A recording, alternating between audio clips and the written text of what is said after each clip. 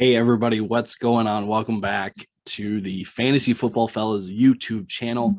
It's just me, Ty, today. No Cameron and no Lucas, and we're going over our mock draft 3.0 post combine and post one of the craziest weeks in the NFL, where we have Russell Wilson being traded to the Denver Broncos. We have Aaron Rodgers coming back to the Green Bay Packers. We have Calvin Ridley being suspended for a year. We have Khalil Mack being traded to the LA Chargers.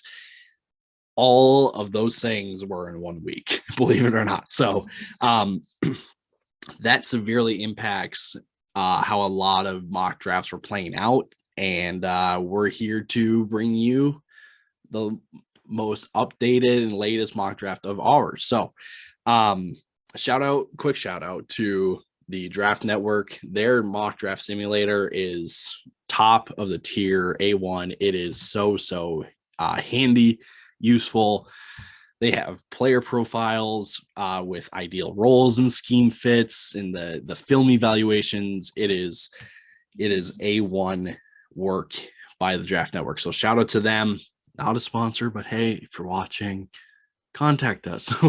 We'd love to partner up on something. So that being said, like this video, subscribe to the channel. I'll tease a little bit of a live mock draft, a live draft day show for day one of the NFL draft here on our YouTube channel. So we're still trying to figure out exactly how that's going to work, but we're thinking about going live for the draft. So subscribe to the channel, be on the lookout for that. That being said, let's just get right on into it. So Jacksonville here, number one. The most popular pick before this week was Evan Neal. I'm not going down that route, partially because they've just franchise tagged their left tackle, Cam Robinson. So their tackles are pretty much set with Cam Robinson and Jawan Taylor. But the issue that they have on the offensive line is that both their starting guards, Andrew Norwell and AJ Cann, are both pending free agents. So I think they still have to go offensive line because you have to help out Trevor Lawrence in whatever way you can. And I think Ike Ekwonu is the pick here. Ekwonu has that guard tackle flexibility. So this year you can stick him in at guard, let the tackles kind of play it out this year. And if you don't like one of the tackles, let him walk, and you can move Ekwonu then over to whichever spot that is. So I love the fit with Ekwonu to Jacksonville. I definitely see Aiden Hutchinson also being the number one pick, but I just think in the spirit of, hey, let's protect Trevor Lawrence, Ekwonu is still the offensive line is still the pick, and I think Ekwonu is the fit there. So number two for Detroit, Aiden Hutchinson. They just released Trey Flowers, so I shouldn't say there's a hole on the edge, but there is now a valid spot for him on the edge in Detroit. And I don't think Lions fans would be able to forgive the organization if they passed Hutchinson. So I think it makes too much sense. Thought about Kyle Hamilton there just because he's just that dynamic of a playmaker on that defense would be a great piece to have. But like I said, you can't pass up Hutchinson at 2 if you're Detroit. So number 3 here for Houston. This is probably a trade down spot, honestly, just because of Evan Neal being on the board. And I'm not really buying the offensive line reshuffle, rebuild that they're going. People are reporting. Maybe there it is there because there's whenever there's smoke there's fire, but I don't know why they would want to fix that when they're rebuilding at this point. I guess everything is in rebuild in Houston, so offensive line would be included. But when you've got a talent like Laramie Tunsil, yes, the price tag is a little too much for your liking, but I just wait another year, just see how this year plays out, and then you'll know. You don't want too many moving parts on a rebuild. So for the sake of this mock draft, we're not doing any trades either. as I alluded to earlier, this may be a trade back spot. Maybe look for the Giants to trade up with Neal on the board. But I think if Houston's staying at number 3, they have to go with the best player available. And to me, the best player is Kyle Hamilton, the safety out of Notre Dame. Generational talent. You can build a defense around this guy. He is just that good of a prospect. He has got range. He's got speed. He can play in the box, out of the box. He's great in man coverage. Everything you ask him to do, he will do very, very well. So I love Kyle Hamilton's fit here. I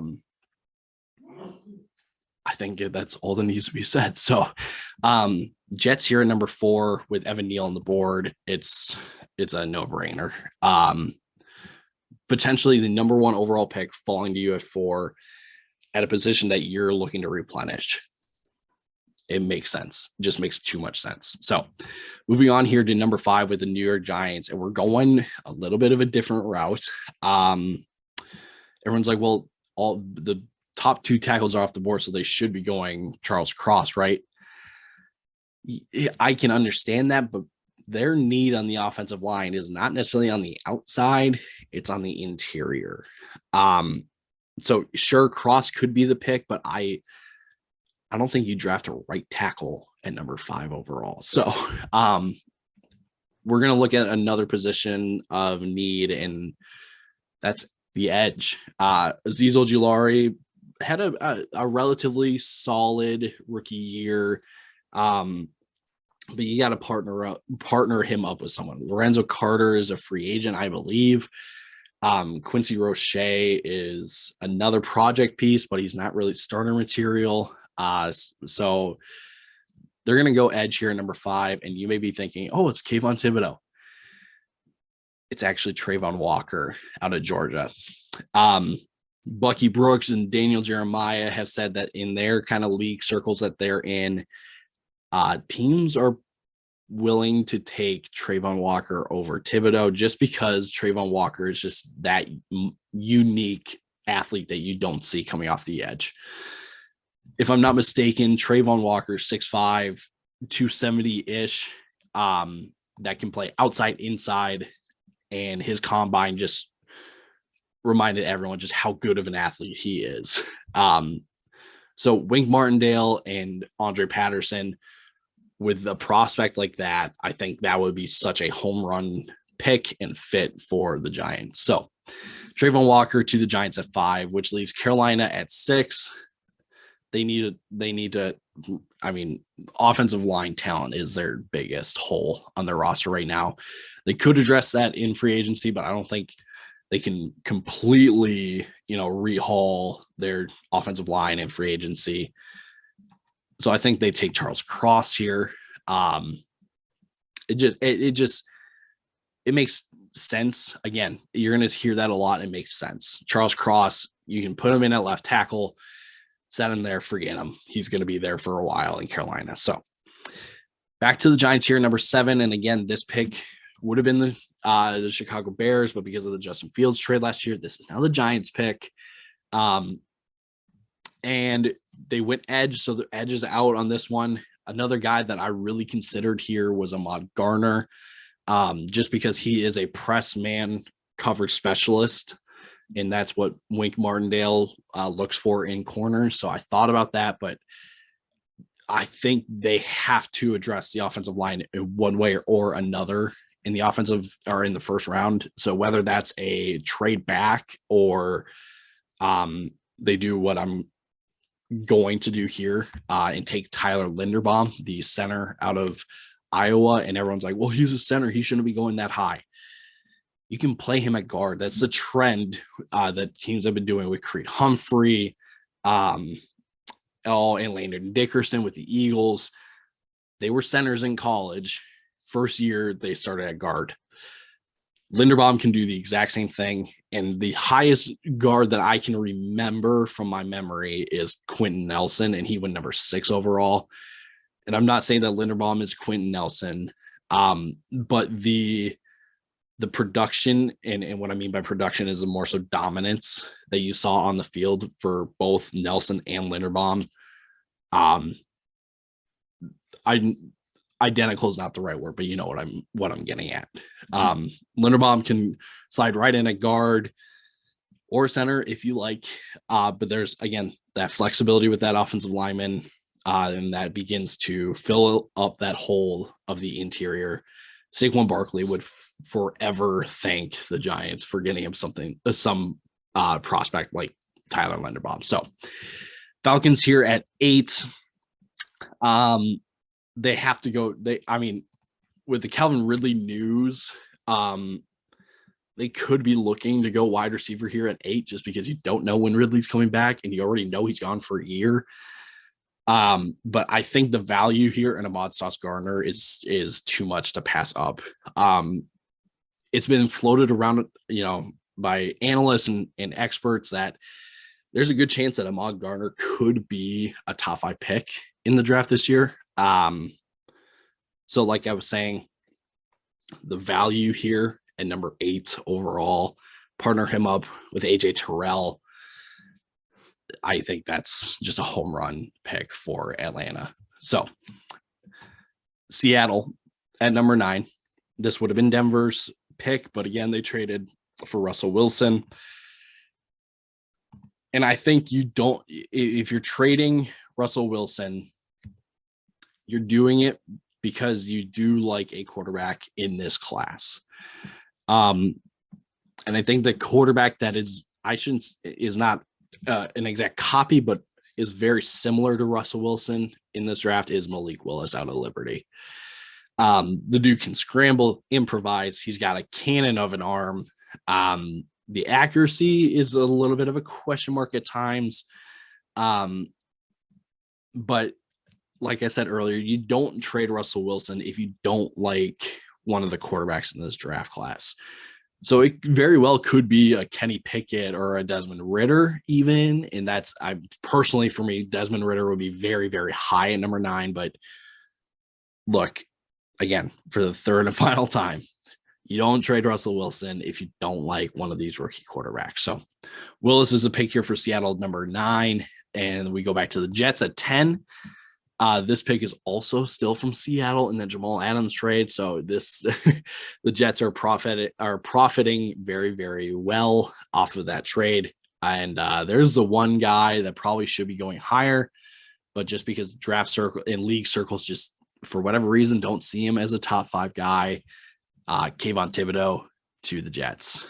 This would be an absolute dream scenario for the Jets when you take Evan Neal and now Kayvon Thibodeau and with your first 2 picks in the draft. Look, Robert Saleh's defense is built upon pressuring the quarterback. And you're getting one of the more dynamic, one of the more high ceiling edge rushers in this draft class. Enough said. So Washington here at 11. They just traded for Carson Wentz. That was the other little bit of news that I forgot to mention at the beginning of the episode. Washington traded for Carson Wentz. So the quarterback is off the board in the first round for Washington. And there's not many holes in this team. You could look linebacker, but they just spent a first round draft pick on a linebacker last year. They were just released Landon Collins as well. So maybe they're looking safety, but there's really no safety we're taking here at 11. If Kyle Hamilton were to somehow fall, that would be a dream scenario for Washington. But I think that leaves one spot that they need to improve. And I think that's actually a wide receiver. You've got Terry McLaurin, Curtis Samuel. I'm sorry, but Adam Humphries and Cam Sims are not cutting in as your wide receiver 3. So grabbing the guy, the best route runner, the guy with the best hands, body control, all of those things, Garrett Wilson, wide receiver 1 in this class, makes sense. And you give Carson Wentz another weapon to use in that offense. So I like the fit with Wilson in Washington. Maybe they look for Drake London just because he's a bigger body. But like I said, Garrett Wilson is the wide receiver 1 in this class for a reason, and going top 15 makes sense for Wilson. So Vikings here at 12. they really need cornerback help, but I think that's a position that you can fill in free agency and later on in the draft. And I'm actually going to go with David Ojabo, the edge rusher out of Michigan. And I know a lot of people are saying, well, like there's Jermaine Johnson, Derek Stingley, Trent McDuffie, and there's so many other players that Minnesota could go with, but there's two big reasons why Ojabo is actually the right pick for Minnesota here at 12. Number one, Kwesi Adolfo-Mensah, the new GM, has spent time in Cleveland and in San Francisco, where they have put an emphasis on building up the trenches. So edge rushers, offensive linemen, interior defensive linemen, all those positions are put at the top of the position tree when it comes to the draft. The second reason is you don't really know what the edge rushing position will look like in a year or two with both Danielle Hunter's status in his contract and injury history, but also DJ Wanham and this new scheme that Ed Donatel is bringing to Minnesota. So grabbing a guy like Ojabo is a huge, I shouldn't say huge, but Ojabo is just a high ceiling player. He needs time to develop. He's great in pass rush already. Needs to build up his run defense a little bit. But you give him that time in Minnesota. And like I said, the key word or the phrase is high ceiling. Give him time to develop. He can become one of the premier edge rushers in this class, in at least this class. So again, cornerback probably makes the most sense. But looking at just value and high ceiling players, it really narrows down then to Stingley and Ojabo. And I think Stingley falls a little bit just because of his injury history. So Ojabo is the pick at 12 for the Minnesota. Cleveland here at 13. They need defensive line help in every kind of way. They're losing both defensive tackles and Jadeveon Clowney. So it's just Myles Garrett at this point for the starting defensive line. Jermaine Johnson is just an absolute beast. He could have gone to 12 with Minnesota, but Jermaine Johnson is a plug and play guy, and Ojabo has a higher ceiling, as I alluded to earlier. So Johnson and Garrett coming off the edge, that's a pretty good duo going forward. So love that fit for Cleveland. They may also look receiver. But I think they're pretty content actually just sticking with Jarvis Landry, Donovan Peoples-Jones, and then other guys like Anthony Schwartz, who they drafted last year in the third round. Maybe they bring back Rashard Higgins, who they brought, they've had on a 1-year kind of leash the past couple of years. So I think they're content with their current wide receiver room. That's why they go Jermaine Johnson. So Baltimore here at 14. They could look defensive back with safety or corner with Stingley on the board. But I forgot about this a lot during this mock draft process that they still have Marcus Peters. So they're starting corners, Marcus Peters and Marlon Humphrey. Maybe they look Stingley, but I don't think cornerback is such a big need as people make it out to be. Maybe that's just me, but they need defensive line help. So maybe they look at the defensive lineman studs like Jordan Davis and Devontae White here at 14. I think it makes sense. But the pick that I'm actually going with is Trevor Penning, the tackle out of Northern Iowa. There are a lot of people saying that Trevor Penning actually could go in the top 10 just because they're not so sure on some of the other tackles. So the value with taking Penning here at 14 to me makes sense. And in this offensive line that Baltimore will have them with Penning can start at guard or at right tackle, and you can move pieces around, right? They are not afraid to move people, their guards like Ben Cleveland, Ben Powers around. And Penning is just a bully on the offensive line. So putting him in the AFC East, I think like it's a Baltimore player fit as well. So Penning here is the pick for Baltimore, and now we go to number 15 with the Eagles, their first of 3 first-round draft picks. And they are going to go just value. They're going to grab Derek Stingley. Maybe people say that cornerback isn't the biggest need with guys like Darius Slay, Avonte Maddox, Steven Nelson in the room.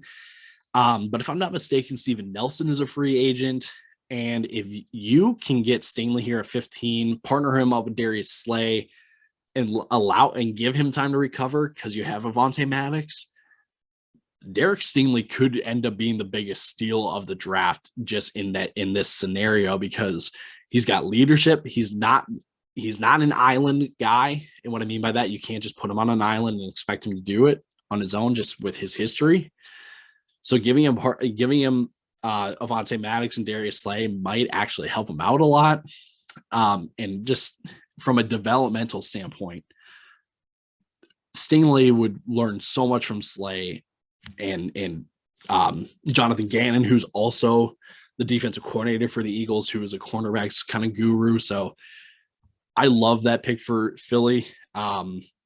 It does bum me out as a Vikings fan to see Stingley go to Philly just because you can see how good he can be, but maybe Minnesota isn't the ideal spot for Stingley. So second pick here for the Eagles, grab a weapon for Jalen Hurts.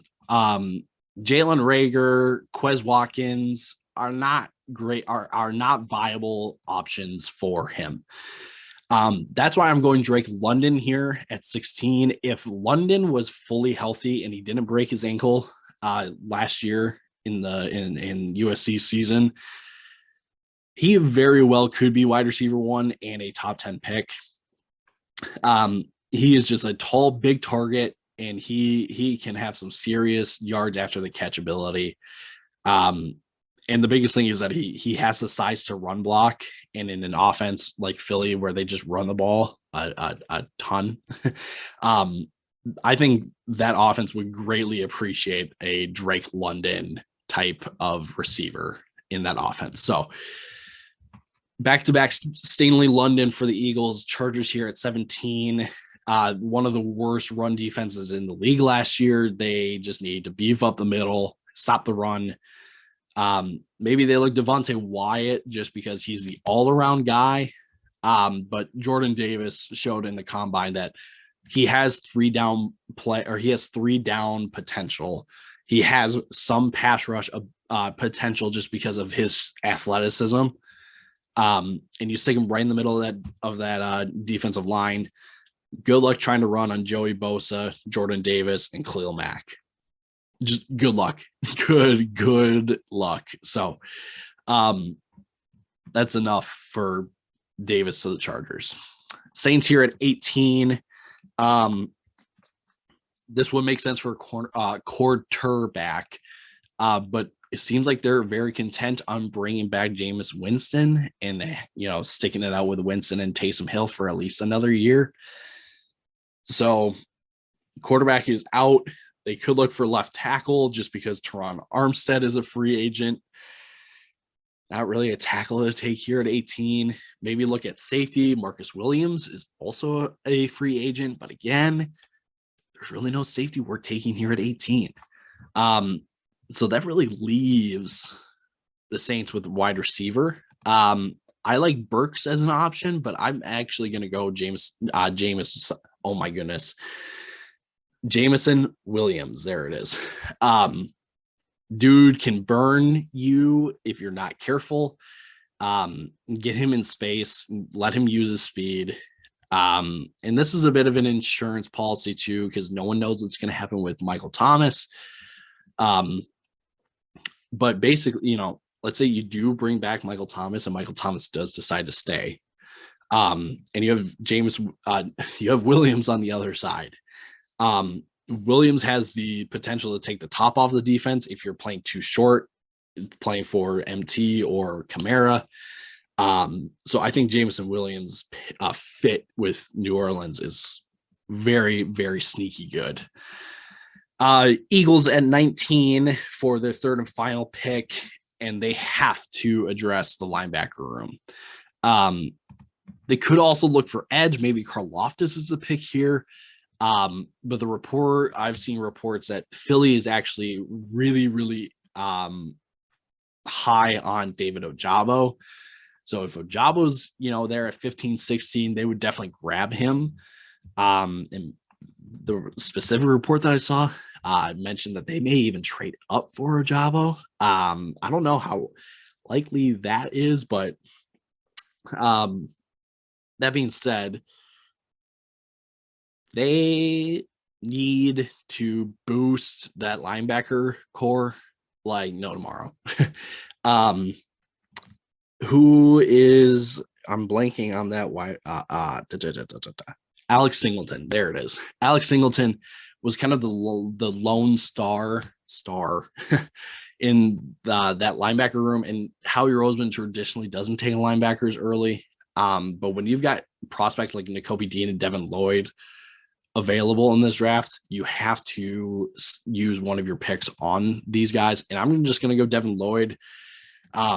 Yeah, he didn't have the greatest combine, but he plays a lot faster than what you saw at the combine, and his instincts are second to none in this linebacker class. Maybe Nakobe Dean also, but Devin Lloyd will really, really transform how offenses prepare for a defense, because Lloyd is great in coverage. He's great in the run game, and he does have some pass rush ability, not just blitzing, but just pass rushing off the edge. So not saying he's a Micah Parsons, but Lloyd can be used in a similar role to Micah Parsons. So Lloyd, the pick here at 19 for the Eagles, which leaves us with the Steelers at 20. And this pick is very contingent on them not trading for a veteran, because at this current moment at 12:56 in the afternoon on March 11th, they have not traded for a veteran quarterback. So with that being said, Kenny Pickett, they have to go quarterback. You're not going into next season with Mason Rudolph under center. You're just not. Simple as that. Kenny Pickett, everyone's talking about the hand size, and everyone's like, well, it's too cold in Pittsburgh. He literally played college in Pittsburgh, so I think he knows a thing or two about playing in Pittsburgh. So no concerns there for me. Kenny Pickett could very well be the top quarterback on people's boards. So getting him at 20, I think that's a great pick for Pittsburgh. New England at 21. They're actually going to go Trent McDuffie. McDuffie is one of the smartest and one of the quickest secondary players in this draft class. And if I'm completely honest, I think McDuffie is a top 15 player, just based off of what I saw in film and what he did at the combine. He is just ultra smooth, reads the game super well. And with JC Jackson going into free agency, McDuffie or even Andrew Booth as well, they just replenished that cornerback room instantly. So I love McDuffie's fit with New England, and like I said, he's potentially a top 15 player in the draft class, and so getting him at 21 is super, super great value. Raiders at 22. They could look to build up the trenches a little bit, maybe on the outside at corner or wide receiver, even, just because they do need some wide receiver help. I'm sorry, Zay Jones and who's the big? I'm blanking on. Oh man, that's gonna bother me for the rest of the day. But I think they need to beef up the offensive line. I'm going to go Zion Johnson. Zion Johnson really cemented himself as the number 2 lineman after the combine. He was very, very solid and impressive at the Senior Bowl. He had good tape, and the combine just backed it all up. Kenyon Green was kind of that consensus number 2 interior guard. That's pretty redundant.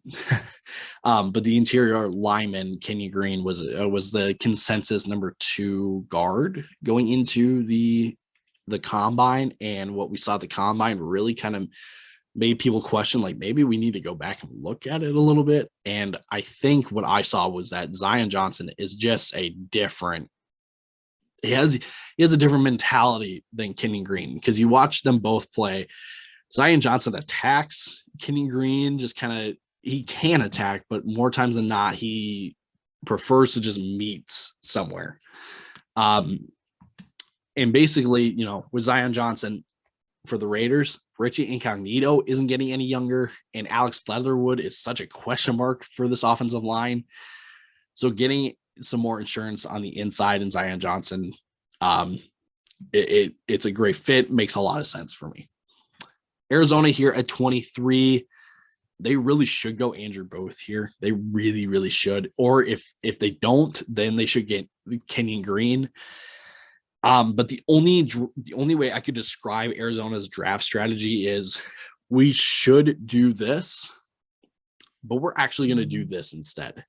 And that the player that they're actually going to go with is Treylon Burks. Like I said, they really should invest in the offensive line.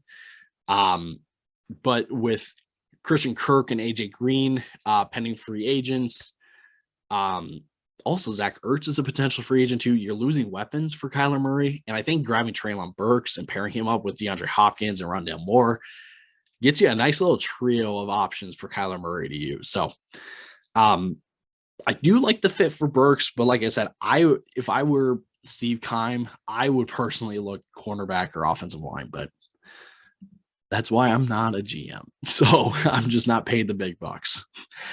Cowboys here at 24. They need linebackers. If they want to really, really, you know, use the entire skill set of Micah Parsons, grabbing a linebacker at 24, if there's one available, would be the best option for them.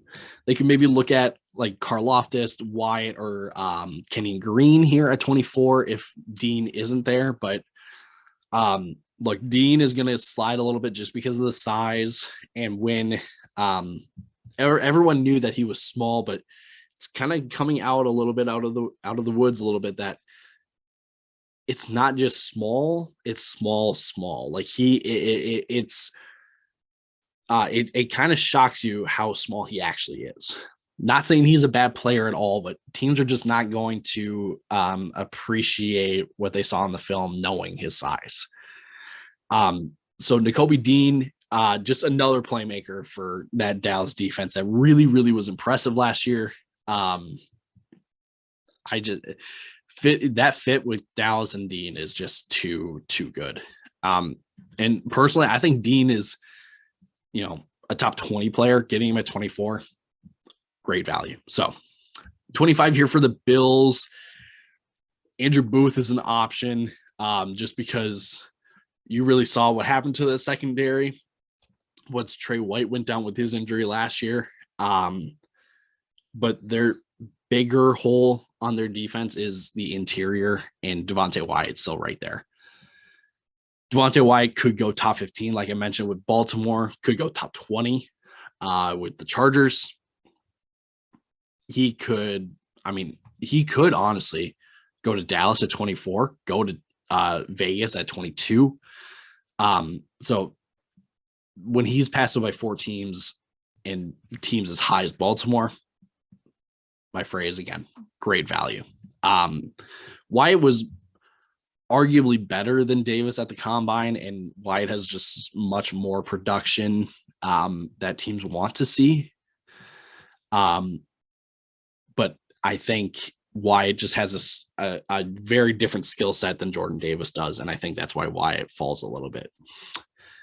Tennessee here at 26, they're going to go offensive line. Kenyon Green has some versatility in playing guard and right tackle. But there's really no defense I shouldn't, because a corner would be nice. A linebacker may be nice, but they're bringing back Harold Landry. So an edge rusher isn't really a huge need for them. So I think they beef up the O-line, try to protect Ryan Tannehill a little bit more, help out Derrick Henry as well. So Kenyon Green to Tennessee at 26. That leaves us with Tampa at 27. Everyone's thinking quarterback, and I'm not going that route. I just don't think a quarterback helps his team get back to where they want to be with a first round pick. I think it would make much more sense for them to go get a Mitch Trubisky, a Andy Dalton, a who knows, Jimmy Garoppolo. Makes much more sense to go get one of those guys instead of grabbing a quarterback here in the draft. So maybe a wide receiver as well, just because Antonio Brown's no longer there and Godwin's going to be out for majority of the year. They could look offensive line if maybe Kenny Green was still on still available, but the guy I'm actually going with is Andrew Booth. Their quarterback room just needs to improve. And in a Todd Bowles of system where there is an emphasis on man coverage and pressure on the quarterback, I'm sorry, but Jamal Dean is not cutting it. And with guys like Carlton Davis becoming a free agent and Sean Murphy Bunting supposedly going to step into one of those starting roles, you need another guy on the opposite side of him. So I like Booth's fit. He is a beast in man coverage. He's a great athlete. He's got some serious ball skills. So Booth at 27 is a great fit. And there are teams that may actually take him earlier, than what we all expect. But we didn't really get to see him at the combine just because he strained his quad. So maybe his pro day, he shows a little bit more, but I think 27, that 20 to 30 range is going to be comfortable for Andrew Booth. So Green Bay here at 28. And I originally thought Karlaftis, just because they're more than likely letting go of the Smith brothers. So just giving him giving Rashawn Gary someone on the opposite side to get pressure on the quarterback like Karlaftis. I thought that was a great idea. But I'm going Chris Olave. They just need wide receivers. Randall Cobb's a free agent. Marquez Valdes-Scaling's a free agent. Alan Lazard is a free agent. And as far as I'm concerned, the only wide receivers in that room right now are Devontae Adams, because they just franchise tagged him, and Amari Rodgers. Go get another target. It's time you break the trend of not taking a receiver in the first round. Olave, a lot of people have Olave going higher than this. I just see him, I shouldn't say falling. I just think he's comfortable late round one. And that's not a knock. He's still a round one pick. I just don't think there are teams ahead of Green Bay. I mean, Arizona, but they took Treylon Burks. Buffalo's not going to take a receiver. Could New England take a receiver? Absolutely. But with the value of McDuffie, not going to happen. Yeah, that's really it. Olave just happens to be there at 28. Enough said. Miami here at 29. They really need to, they really need to build up the offensive line still. Bernard Ryman he's a project offensive lineman, but he's shown flashes that he can be a very solid tackle in the NFL. I personally have him as a round 2 kind of grade, but I don't mind Miami going and getting Raymond, just because I know other people do have Raymond as a round 1 talent. So Kansas City here at 30, and they don't really need wide receivers because we saw them really start to utilize Byron Pringle and Mecole Hardman in the playoffs.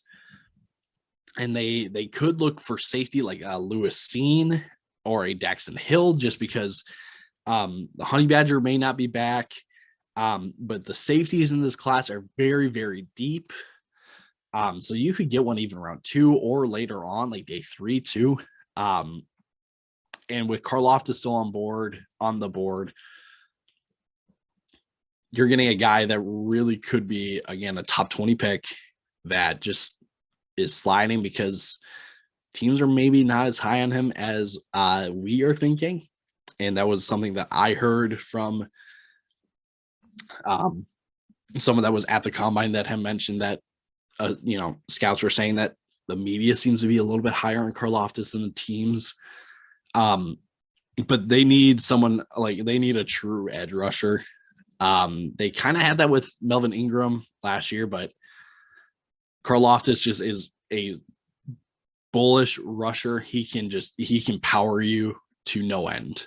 And I think, again, in that offense, they need some more quarterback pressure. Karlaftis helps give the Chiefs just that. Bengals here at 31, they need to go offensive line. They could maybe look to body up a little bit in the secondary. At corner, I think they do end up reaching for a offensive lineman, and I'm actually going to Tyler Smith. Smith played tackle in college, but he could play guard in the NFL. And this dude, just his run blocking is it's similar to Trevor Penning. Like he will bully people. It's simple as that. And I think getting Smith here at 31 maybe is a little early for some people. Some scouts and analysts have Smith going on earlier in the first round. But Smith, I think, like I said, great run blocker. He has room to improve in the passing game, but a lot of the success from Cincinnati came actually from the run game, not so much from Joe Burrow. But you give Smith a great situation to develop into a mainstay in that offensive line. Detroit here at 32, they're just going to go best player. They could go quarterback, but this is where draft strategy comes in because the team that picks after them is Jacksonville. They don't need a quarterback, so take the best player. And to me, the best player on the left, I should say, is Lewis Cine. Lewis Cine is just an absolute. He's kind of like Kyle Hamilton. Sometimes the range isn't there, but Lewis Cine can play in the box, can play. He reads the game extremely well. There are not enough good things I can say about Lewis Cine. But again, the only difference between Hamilton and Cine is that Hamilton just has a little bit more range and a little bit better coverage skills than Cine. But yeah, Lewis Cine can read the game extremely well. He can play in the box, can play physical.